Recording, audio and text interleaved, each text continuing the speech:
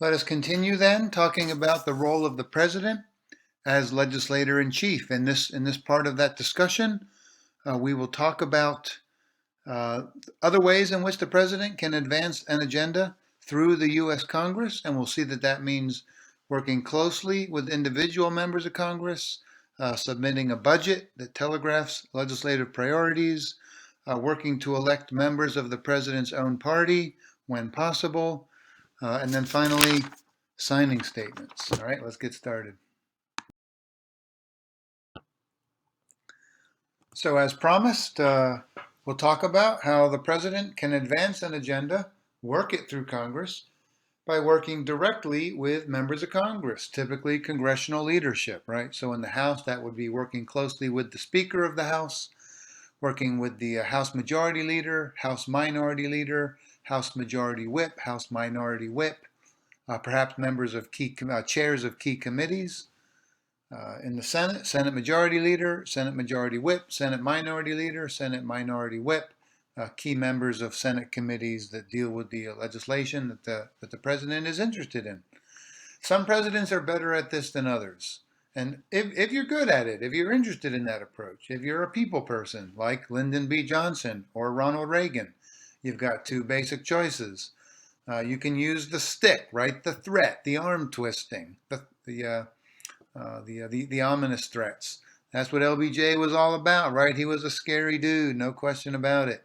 You see him here using a little bit of his famous body language to intimidate a member of Congress. He's got the guy leaned up against the desk there. He's leaning into him. He's a big guy, LBJ, well over 6 feet tall, huge hands. He intimidated people, got right in their faces. He knew where the bodies were buried, right? He was in the Senate for many years and the House for many years. So when it came time to get the Civil Rights Act passed in 1964, he knew where the bodies were buried. He knew what kind of threats to issue to get support. This guy did not mess around and do not cross Lyndon B. Johnson. So he was very effective at working with members of Congress.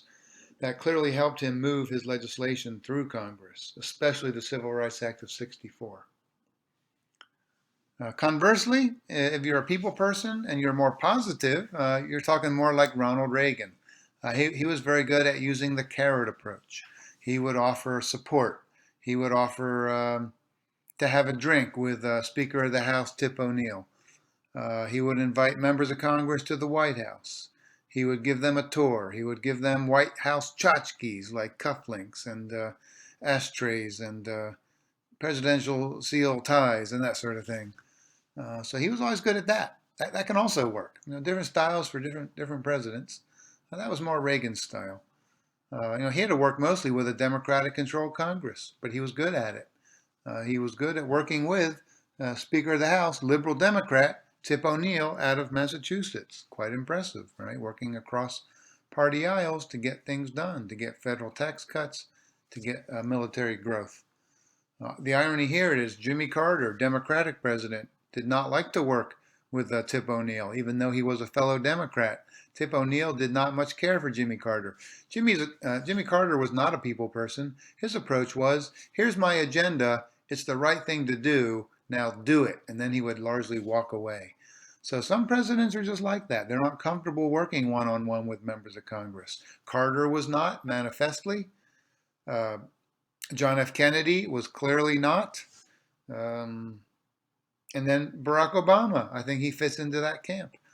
So some are a little more distant, a little more aloof from Congress. Others are much more involved.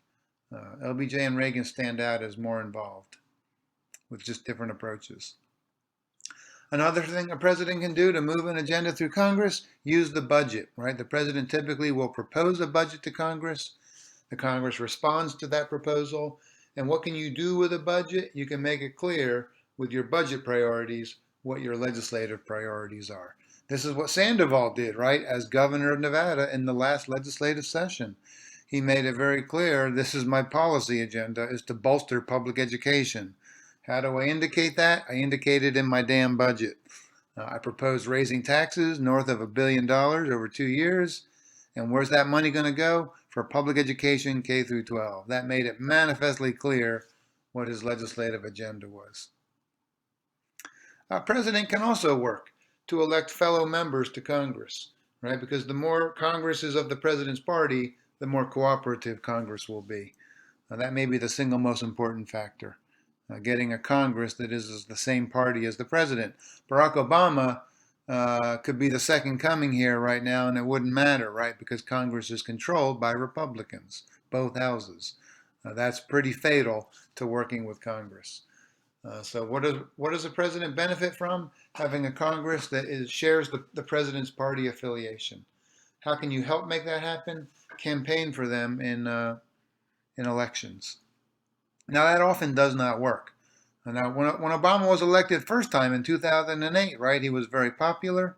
He helped bring into Congress Democrats. A popular presidential candidate helps members of the president's party further down the ticket. So no question, some Democrats got elected to Congress in 2008 that normally wouldn't have gotten elected, but they benefited from having a Democratic candidate that was super popular.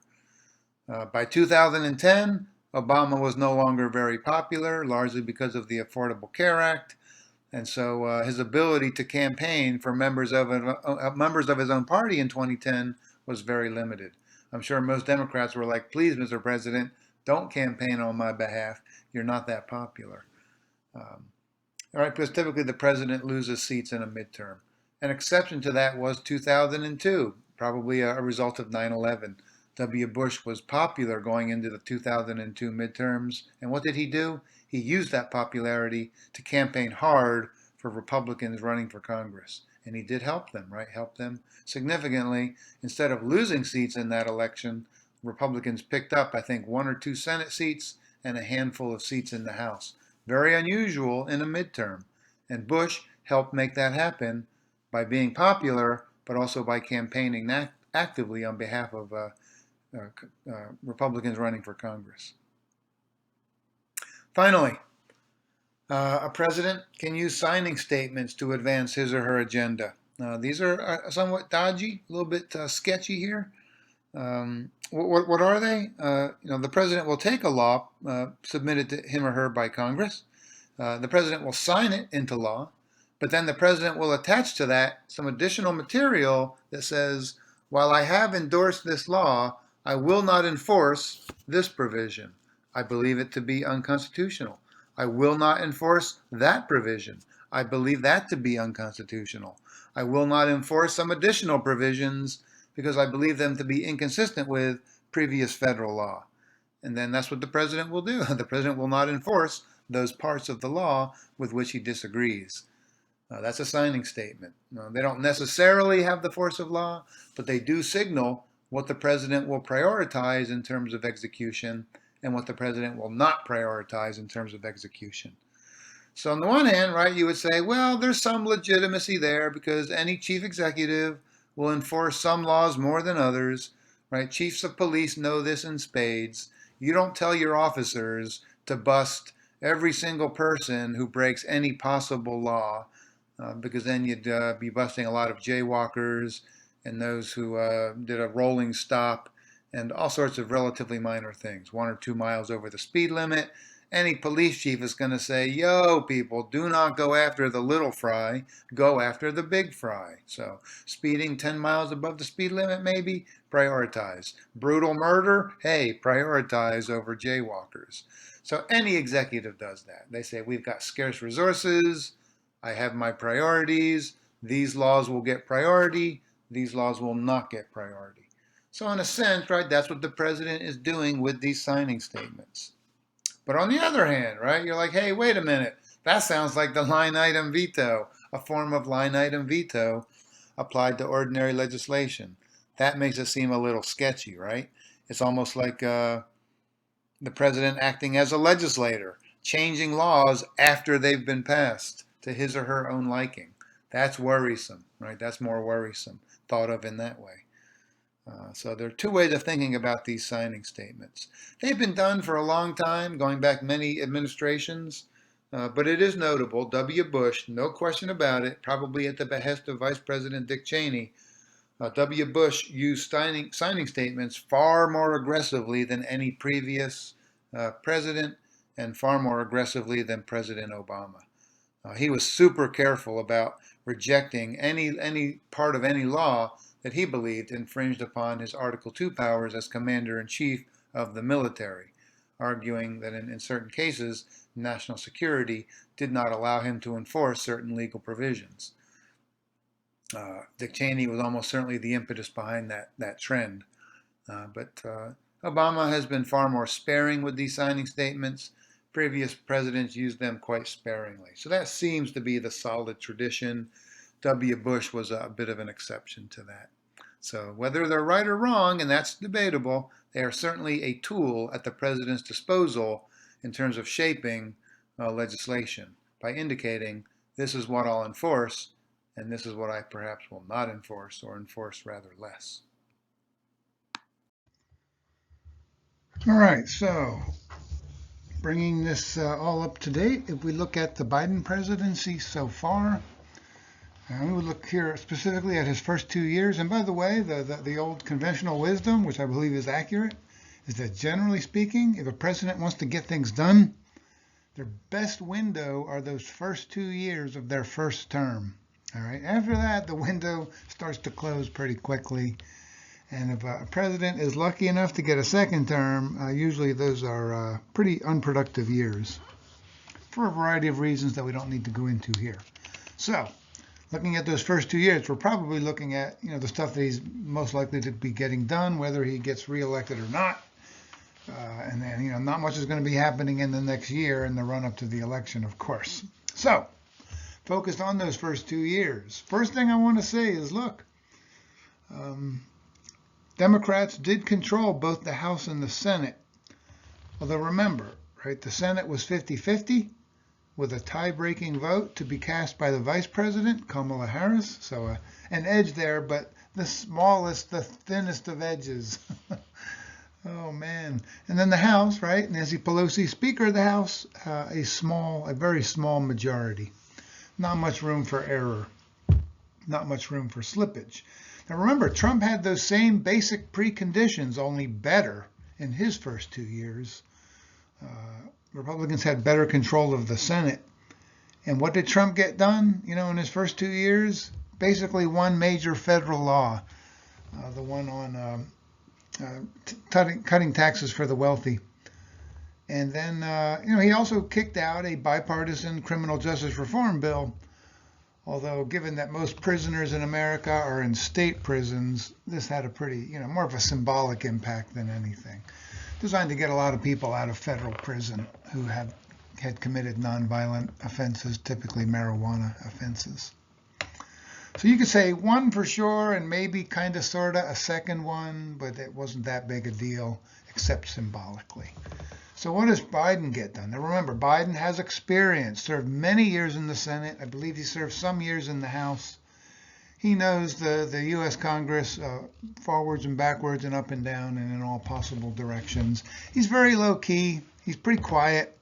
He doesn't like to take credit for things for the most part. He gives credit to others. Okay, so he's like the anti-Trump, right? Quiet, reserved, doesn't beat his chest, doesn't look to take credit, and tries to give credit to others. All right, so right away we know that he's got a better legislative skill set than Trump by a lot. But again, he's working with incredibly thin majorities in both houses. Now look, a lot of the credit for what he got done. Now it depends, do you like what he got done or you don't like it? That's a different question, right? But that he got a lot done, no one could rationally, coherently question that. I'll provide the evidence in a moment. But yeah, look, he's got two skilled leaders on his side helping to make things happen in Congress. Speaker of the House, Nancy Pelosi, love her or hate her, she will go down in history as one of the most effective and productive speakers of the House ever.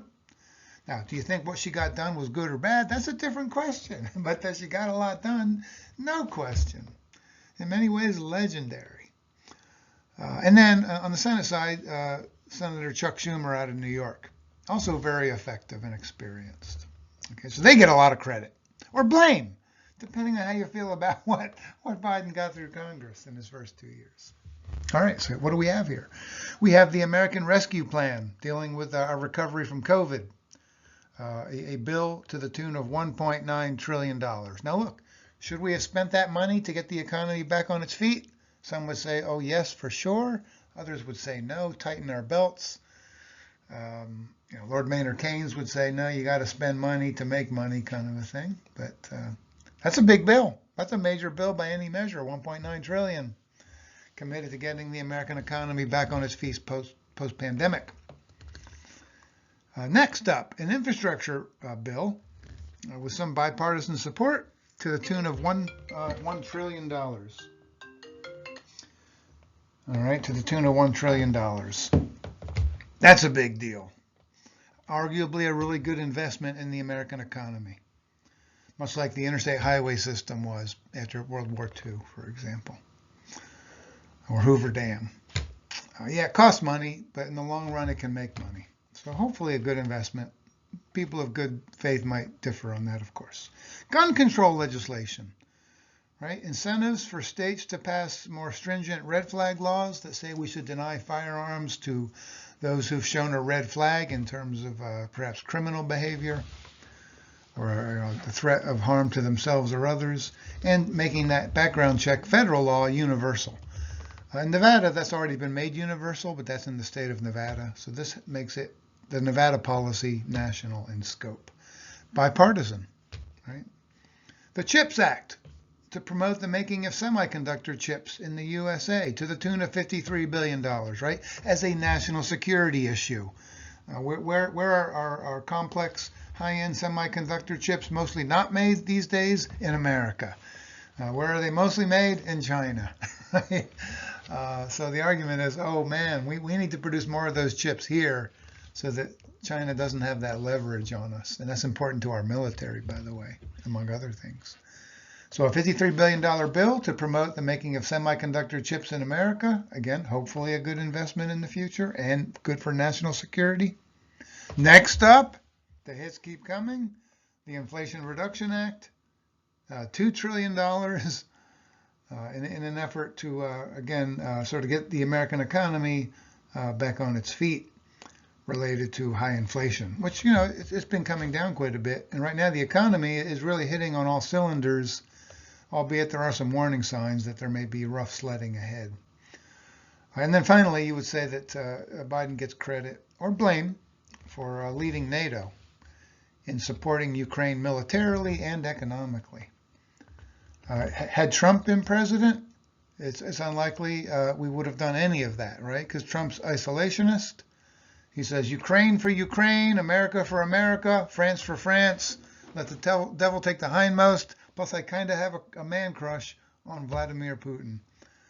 So what would Trump have done regarding Ukraine? I suspect he would have supported Putin, his boy Putin. So depending on how you feel about that.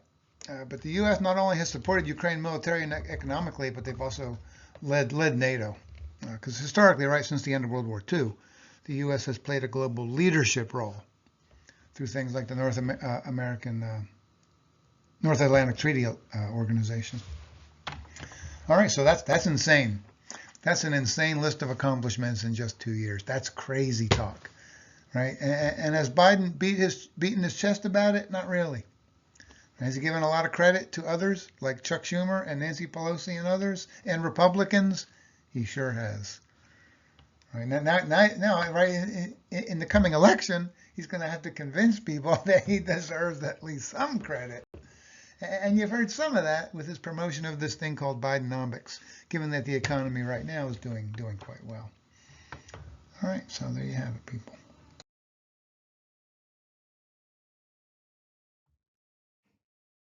So we can see, right, that President Joe Biden did an outstanding job of working closely with Congress to get things done, particularly during his first 2 years when Democrats controlled both chambers and you had strong legislative leadership for the Democratic Party in both chambers, right? So under those conditions, Biden had remarkable success legislatively. Donald Trump 2.0, you could also say this, similar things about his first time around, Trump 1.0, right? Not someone who particularly likes working with Congress, I'm putting that mildly. He likes to act right. That's kind of like chief executive of the Trump organization. He applies that same model to the presidency, right? Unilateral action. I'm the boss. Why should I have to defer to anybody? I'm top of the heap. So his presidency 2.0 again looks pretty similar to 1.0. Very unilateral. 2.0 particularly aggressive at being unilateral. Uh, he he'll get close to getting something done with Congress, and then he'll blow up the deal by tweeting things out in the middle of the night. Apparently, Senator John Thune right now, Republican Senate Majority Leader in the Senate, he's extremely frustrated with Donald Trump right about now. He's about had it. Uh, I'm sure House of Reps Speaker of the House Mike Johnson it probably feels pretty similarly, although he hides it more than Thune does. Thune is increasingly articulating his frustrations with President Trump. He's extremely hard to work with in terms of working on a team. Right? He's not a team player, and you see that his ability to get things through Congress, even when his party controls both chambers, has been very limited. Most of what Trump has accomplished has been things like executive actions, executive orders, foreign policy, all the areas where he's acted unilaterally and without Congress's cooperation. So very characteristic of the Trump presidency for sure, to a really high degree. Right? And to a large extent, Congress has let him get away with a lot of this. We've talked about that, right? Because of political parties. The Republicans control both the House and the Senate. Trump's a Republican, right? So they're all on the same party page. Trump's unilateral claims have been extraordinary, and Congress has largely gone along with it over and over and over again. So this is not a president who has much of a legislative agenda. And when he has it, he has a hard time advancing it because he doesn't really have the skill set that it takes to work with Congress to get things done. It can be a delicate dance, and Trump's not delicate. Now, we've seen this broad trend, I would say, an increasingly powerful presidency, but Trump has taken it to an absolutely new level, and he has largely sidelined Congress.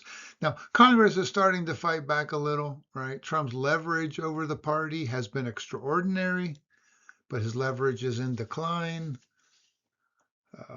He's unpopular. That makes his leverage less. And the midterms are close. The primaries are largely over, right? Because he got a number of Republicans forced out of the party in primaries by backing different Republicans. Once all of those primaries are over, and they're mostly over now, right? His ability to threaten members of Congress is a lot less. And once the midterms are over, his ability to retaliate against them is even less. And I think that's when any president, if they make it to a second term and they make it to their final 2 years, it's called the lame duck presidency. So this is nothing particular to Donald Trump, but he's headed towards his lame duck phase of his presidency. Right, he's not going to be on the ballot again. He can't force people out of the party through primaries. He's increasingly irrelevant to the future of the Republican Party once you hit those second 2 years, if you get a second term. And so Republican members of Congress, I suspect, will be increasingly independent from Donald Trump's control.